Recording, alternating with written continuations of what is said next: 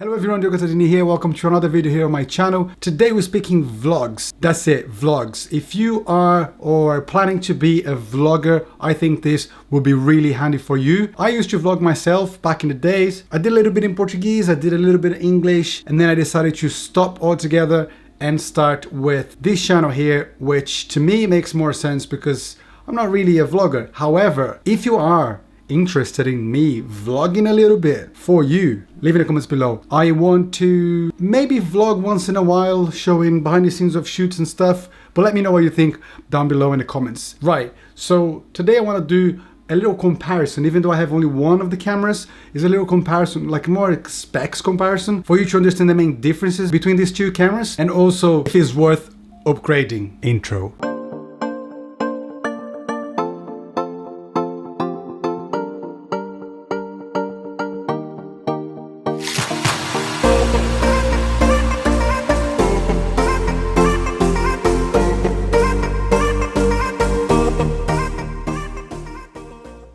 Since it was announced back in September 2014, the camera was a huge success amongst the vloggers. All the vloggers around the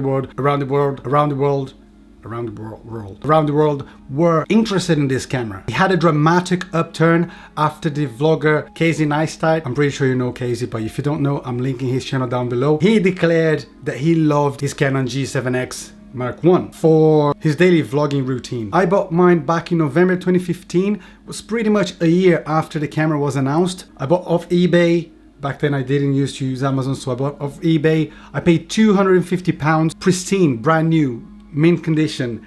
It was like new. Basically the guy was doing, I think he did a job for Canon and he got that as a payment, but he wasn't interested. So he sold to me for £250, which at the time was a bargain. So let's get down to the comparison. As I said, the specs comparison between the Canon G7X MK1 and the Mark II. So both cameras are compact point and shoot, so they're very small. And obviously the idea of point and shoot is turn it on, point, shoot, and happy days. You have either your video or your photo very quickly. That's the idea of the camera. They share the same 1-inch sensors, exactly the same from the Mark I and the Mark II. So they share the same sensor, and its resolution is, which is 5472 by 3648. That's the resolution of the sensor. Hopefully I got it right. Both of them do 21 megapixels. With the ISO, the Mark II wins.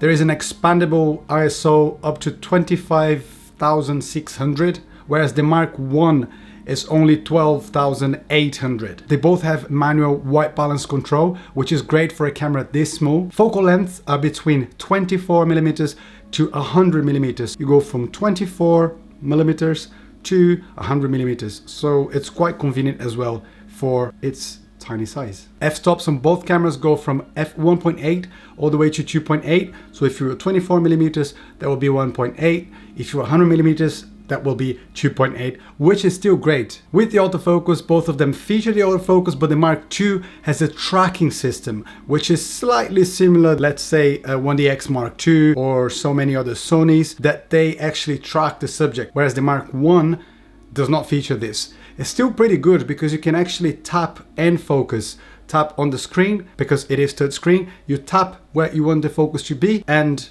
you're all good.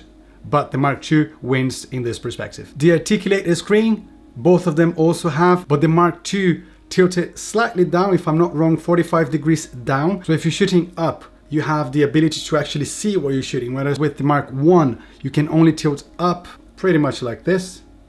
That's why it's good for vloggers, so you can see yourself. They share the same resolution on the screen, so their screen is the same, if I'm not wrong, is 1,000,000 pixels, which is also touchscreen, as I said already. Neither of them have viewfinder, which is, it can be quite annoying when it's too bright outside, but still the back screen does a good job. Minimum shutter for the Mark I is 40 seconds and for the Mark II is 30 seconds. Exposure priorities, the Mark I wins when it comes to quantity, and I think quality is probably the same, but the Mark I wins. Not that this will make you take better or worse photos.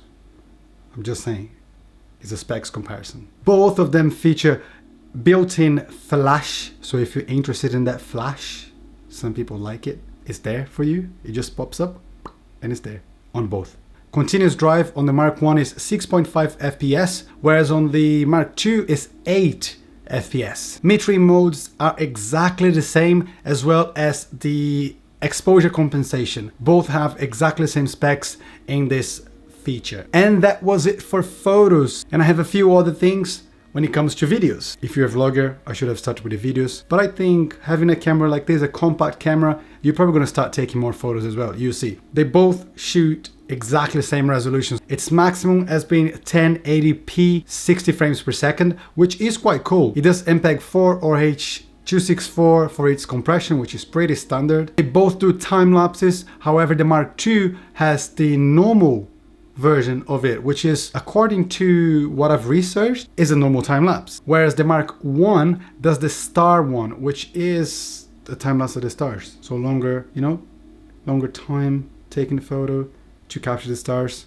That's pretty much it. Both of them feature built-in microphone, a stereo microphone on top of the camera, and also a mono speaker. A few more things that you should know. The Mark II has a better grip, so it's pretty much like a smaller version of a DSLR, so you can actually grip, whereas the Mark I, zero, nada. You only have this small thing here, this rubber thing, so then you can actually place your thumb here as such and take your photos, but your middle finger will probably sometimes slip away here. Yeah, as there isn't grip. So the Mark II has a grip here, which to me isn't really a deal breaker, but some people may want to pay £150 extra for this.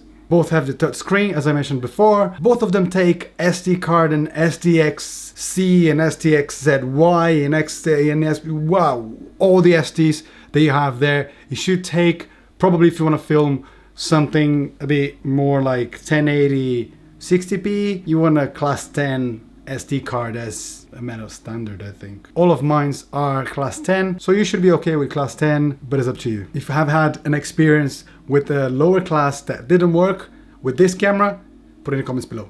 They both feature a USB port 2.0, which is a shame, but at the same time, it features built-in Wi-Fi, so you can transfer your photos or your videos for your phone directly and post them on Instagram, Facebook, or whatever is your favorite social media. But it's mainly for, not only for social media, but I think it's quite convenient for you to just have the Wi-Fi built in, bang, bang, boom, boom, straight away. Remote control is via smartphone. You can transfer photos, you can actually control the shutter, so you can click and take a photo using your smartphone. I don't normally do that, but you still can do it if it's on a tripod and you've got the app, and you can just go like bang, that's it. So you can do that as well, which is quite cool. Oh, and it works for iOS and Android. It is not, and I repeat, it's not environmentally sealed. Although it should be okay unless if you're trying to shoot polar bears in the Arctic, or if you go underwater trying to shoot your dad in that family holiday. Don't do that. This camera is not waterproof. Conclusion. So the conclusion is, I was asking myself if I should upgrade to the Mark II